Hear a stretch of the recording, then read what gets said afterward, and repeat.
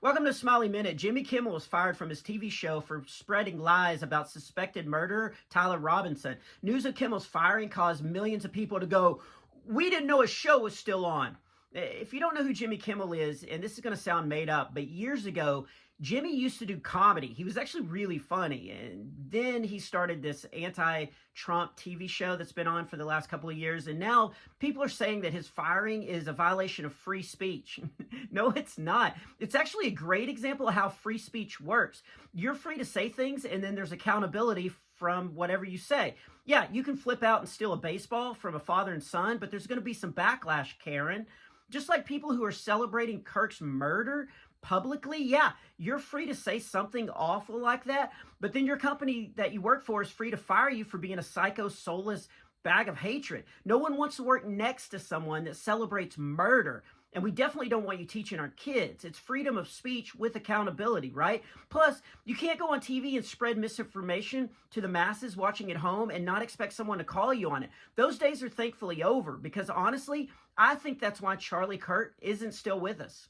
So last week, I asked people to send me full videos in context proving that Charlie was spreading this hate and racism that he was being accused of. And I was flooded with the same 7 lines over and over, taken out of context from his peaceful debates. The same 7 lines, copy and pasted as talking points sent out to people that blindly believed what they were told without actually doing any research themselves. It was kind of like in high school when I would copy off Karen Pope's math test. I didn't know the answer and she seemed smart, so I just went with whatever she put.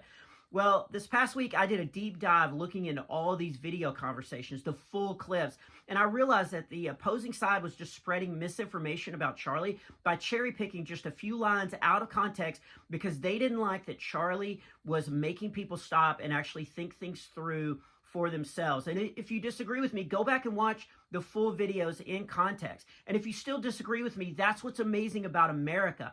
We can disagree, but peacefully.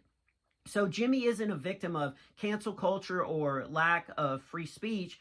He's being held accountable for lying to the public just to push his agenda, and that has got to stop. And I know that's going to make the ladies on The View start sweating, or sweating more than the normal hot flashes. You know, we're going to be held accountable for what we say, ruh-roh. But that's my challenge to everyone, is to think for yourself. Do some informed research before you come to a conclusion on your own about someone, and ending someone's life is never, ever the answer. And for those of you who disagree with the Smiley Minute, hey, freedom of speech, right? Have a truthful day.